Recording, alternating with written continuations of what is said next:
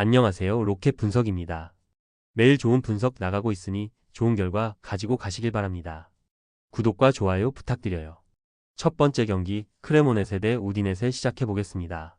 크레모네세는 최근 들어 팀 전체의 밸런스가 완전히 잡힌 모습이다. 지난 3경기에서 2승 1무를 기록하며 시즌 초반에 불안했던 수비 라인이 확실히 안정됐다. 특히 라인 간격을 좁게 유지하면서도 전진 압박 타이밍을 정교하게 맞추는 점이 눈에 띈다. 미드필더 바레카와 피콜리의 연계는 공격의 중심축이다. 바레카는 이선에서 방향 전환과 스루 패스를 시도하며 피콜리는 포스트업과 침투를 병행해 상대 수비수를 끌어내는 역할을 수행한다. 또한 크레모네세는 홈 경기에서의 적극적인 전진 성향이 뚜렷하다. 좌우 풀백이 전진의 폭을 넓히고 측면에서 공을 빼앗은 뒤 하프 스페이스로 빠르게 침투해 공격 전환을 시도한다. 이 과정에서 상대 수비가 따라붙기 어렵게 속도를 높이기 때문에 짧은 순간에 찬스를 만들어내는 힘이 있다. 세트피스 상황에서도 패턴이 다양하고 세컨드볼 싸움에서도 집중력이 높다. 이런 부분은 최근의 상승세를 상징적으로 보여준다. 우디네세는 초반 부진을 딛고 점차 제 모습을 찾아가고 있다. 부상으로 이탈했던 데올로페우가 복귀 후 서서히 경기 감각을 되찾으며 공격 전개에서 리듬을 만들어내고 있다. 그는 이선 중앙과 측면을 오가며 공을 배급하고 때로는 직접 슈팅까지 시도하며 공격의 활력을 불어넣는다. 다만 여전히 수비 라인의 뒷공간 노출은 해결되지 않았다. 하프라인 부근에서 공을 잃었을 때 커버 타이밍이 늦고 미드필더와 수비진 간의 간격이 벌어지면서 상대에게 침투 찬스를 허용하는 장면이 잦다. 이 때문에 우디네세는 이번 경기에서도 수비 라인을 낮추고 역습에 초점을 맞출 가능성이 크다. 비엘라와 수세스가 빠르게 전방으로 볼을 전개하며 속도를 살리는 것이 핵심이다. 하지만 상대가 홈에서 강한 압박을 유지할 경우 그 전환 타이밍이 늦어지면 공수 균형이 무너질 수 있다. 이 경기는 결국 중원에서의 주도권 싸움이 핵심이다. 크레모네세가 볼 점유를 통해 상대를 압박하고 우디네세가 이를 역습으로 풀어내려 할 것이다. 다만 홈에서 최근 완성도 높은 경기 운영을 보여주고 있는 크레모네세의 수비 안정감이 한층 앞서 있다. 세트피스와 후반 교체 카드에서의 조직력 차이도 승부를 가를 포인트다. 크레모네세가 경기 후반 우위를 바탕으로 근소한 승리를 가져갈 가능성이 높다. 두 번째 경기 웨스트햄 대 브렌트포드 분석 시작해 보겠습니다. 웨스트햄은 데이비드 모예스 감독 체제에서 여전히 안정된 구조를 유지하고 있다. 4-2-3-1 포메이션을 중심으로 미드필드에서의 점유와 전환 속도를 적절히 조절한다.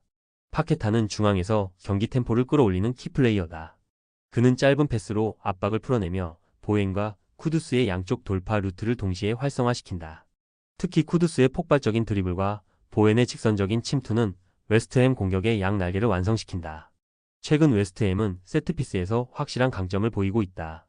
수책과 아게르드 같은 장신 자원을 활용한 공중볼 싸움에서 상대보다 우위를 점하며 코너킥 상황에서 많은 위협을 만든다. 다만 경기 후반 체력 저하 구간에서 수비 집중력이 흔들리며 실점하는 경우가 잦다. 이 점은 후반 15분 이후를 노리는 팀에게 틈이 될 수 있다. 브렌트포드는 일명 실리축구의 대표적인 팀이다. 공 점유율보다는 효율적인 역습과 세컨드볼 싸움에 집중한다. 토니가 복귀한 이후 팀의 공격 전개가 눈에 띄게 살아났고 은보에모와의 연계 플레이는 여전히 위협적이다. 두 선수는 단 두세 번의 패스로 상대 수비를 무너뜨릴 만큼 간결하다. 그러나 미드필더진의 압박 회피 능력이 다소 떨어져 상대가 미드존에서 볼을 오래 점유하면 수비 라인이 자연스럽게 내려가는 단점이 있다.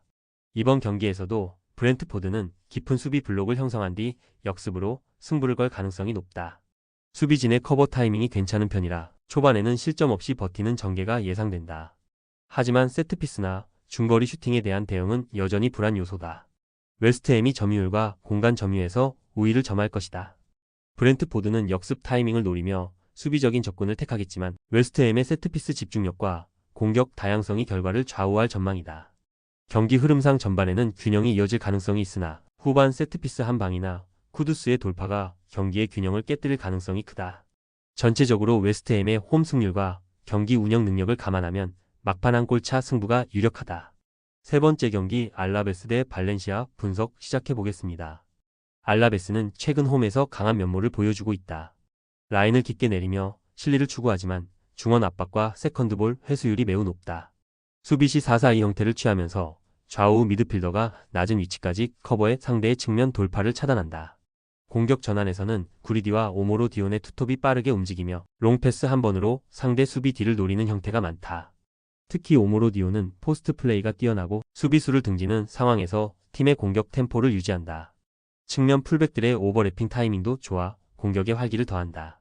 좌측의 두아르테는 정확한 크로스로, 우측의 나바로는 과감한 침투로 상대 수비를 흔든다. 다만 팀의 결정력이 꾸준하지 못해 만들어낸 찬스를 마무리 짓지 못하는 경우가 종종 있다. 이 부분이 경기 후반 승부처에서의 변수다. 발렌시아는 젊은 선수들이 팀의 중심을 이루며 빠르고 역동적인 축구를 구사한다.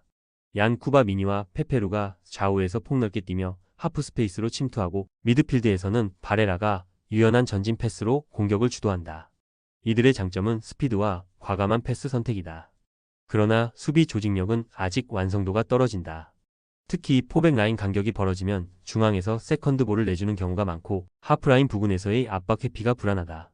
원정 경기에서는 체력 소모가 더욱 심하기 때문에 후 반으로 갈수록 미드필더들의 압박 강도가 떨어진다. 이런 흐름 속에서 역습 한두 번에 실점할 위험이 크다. 두 팀 모두 빠른 템포 전환을 추구하지만 홈에서의 조직력과 수비 밸런스를 고려하면 알라베스 쪽으로 무게가 실린다. 발렌시아가 후반 교체로 분위기를 반전시킬 가능성은 있으나 수비 집중력 저하와 커버 타이밍의 미묘한 차이가 경기 결과를 가를 것으로 보인다. 짧은 찬스 싸움 속에서 알라베스가 효율적인 마무리를 보여주며 한 골 차 승리를 거둘 전망이다.